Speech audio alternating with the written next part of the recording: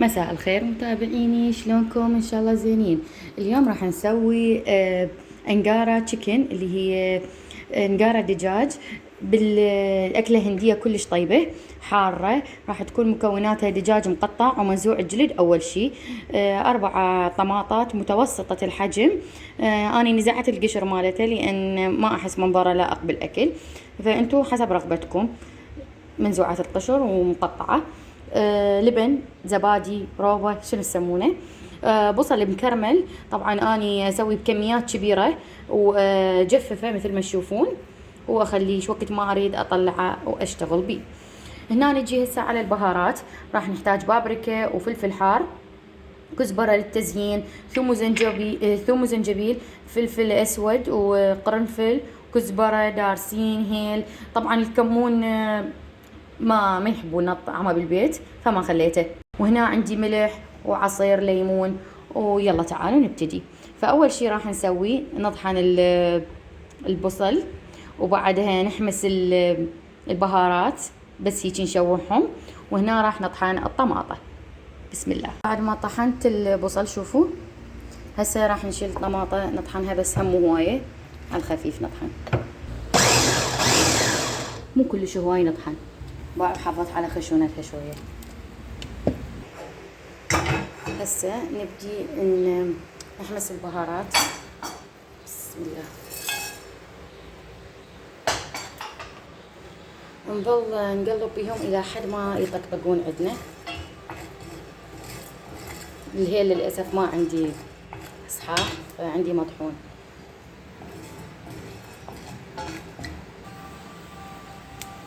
يا سمعون الطقة اللي تصير بالبهارات. نظل نحمسهم الى حد ما تصير طقطقة قوية. راح تعطيكم نكهة جدا لذيذة.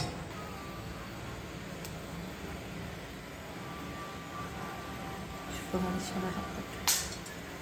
هناهم بالطاحونة. هسه راح نطحنهم. طحنتهم بس ما اوصف لكم الريحة ايش قد عطست. خل اصحى وارجع اصور.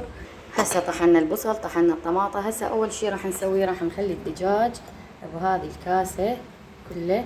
طبعا الدجاج حسب افرادكم انتو ايش قد تخلون. اني هسه قطعت دجاجة واحدة فقط، نزعت الجلد اهم شي. هسه صار عندي المكون الرئيسي هنا جاهز. هنا عندي لبن، راح اخلي عليه عصير الليمونة، راح نخلي عليه الثوم والزنجبيل، راح ننزل الملح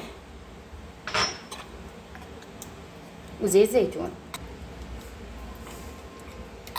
جبت هاي واني اخلط بالهاي.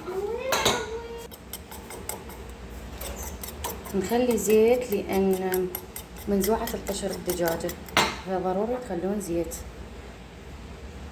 او زيت زيتون. انا هسه خليت زيت زيتون مثل ما تشوفون. بسم الله. ننزل الزبادي واللي خلطناه كله سوا. نضيف البهارات اللي سويناها حتى تتشبع بيها تتبل. هسه نخلي شوية من الفلفل الحار والبابريكا ونحتفظ بالباقي. نخلطهم كل زين. التتبيلة 10 دقائق ويا المكونات هذه، بعدها نرجع لكم.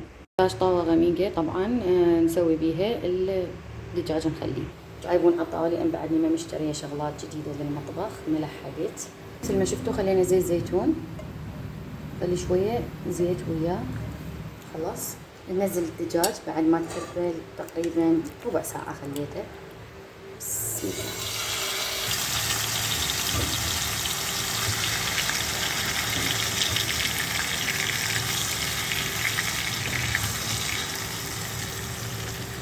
هاي الكمية راح نحتفظ بها بعدين نضيفها.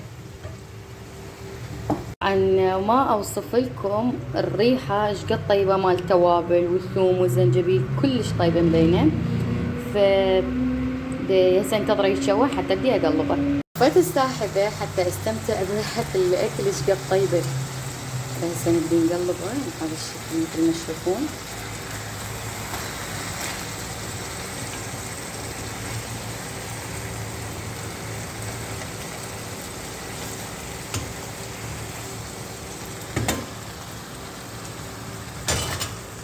هسه اضيف المتبقي من اللبن والبهارات مثل ما تشوفوها.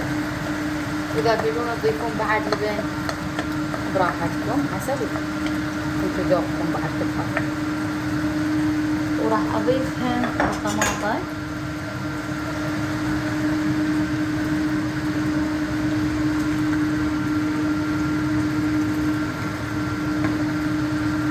طبعا احنا ما ضفنا اي مي، هذا كله هسه المي مالت الطماطم راح يصير، ما تضيفون انتو اي مي. اللي طلع كله من الطماطة ومن اللبن مثل ما شفتوا. هسه بعد ما ذابت الطماطة وذبت ميها، هسه راح نضيف البصل المقرمش مكرمل مثل ما تشوفون. نحركه حركة بسيطة ونضيف عليه هسه ملح.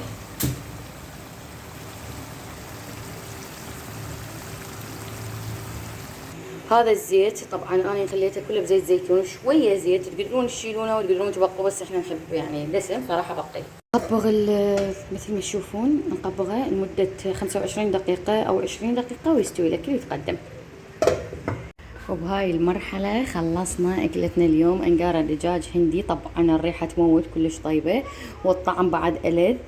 ان شاء الله عجبتكم الوصفه، اتمنى تجربوها. راح تنزل اليوم على قناتي باليوتيوب الساعه 9 بالليل، وراح تنزل لكم ريل كلش بسيط اليوم هم ان شاء الله، نحاول قبل 9.